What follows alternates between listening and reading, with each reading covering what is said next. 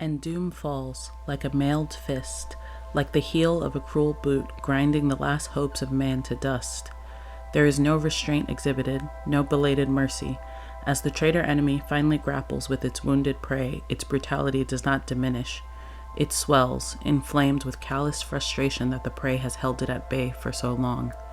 Now, face to face, hand to hand, it becomes frenzied. Blows rain, unpulled upon the face of empire, a face that can no longer turn aside or hide or retreat. It is payback. It is vindictive gratification. It is punishment for months of resistance and defiance, for lives lost in the effort, for blood spilt in the toil, for every slight and insult and act of contumacy.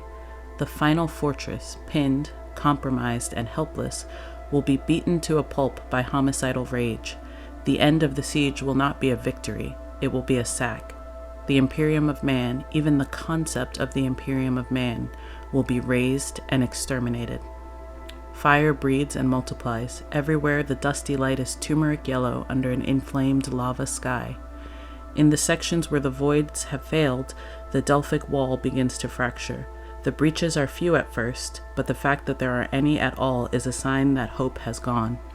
The curtain walls of the final fortress, 1.5 kilometers high and 1 kilometer thick, splinter at Canticle Tower, West Palatine, West Delphine, and South Sentinel.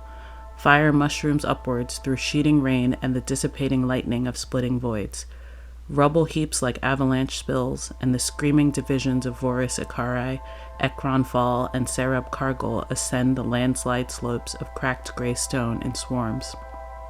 Their praetors lead, banners at their backs, and their war cry is Dark King, bellowed from inhuman lungs. The never-born flood like oil and smoke around the heels of the ponderous, relentless death engines that lumber after.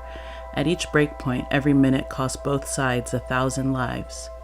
But the breakpoints in the proud walls are nothing, just the outward signs of the inner calamity. The enemy is already deep inside the sanctum, carried there in droves by mazing pathways that defy walls and barriers, by immaterial deceit, by invasive boreholes against which there is no physical defense.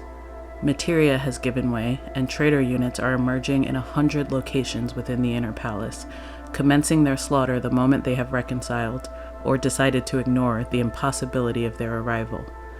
Battles erupt along mass passageways. Processionals become killing fields. The proud hallways and aramite chambers of the Terran palace are scarred by flame and smoke, by blood and bolt around. Towers are engulfed, spires shatter, bridge spans and skyways collapse under the weight of fighting bodies. Death has come, without logic, sense, or permission, and the gilded wonder of the final fortress becomes a zone mortalis.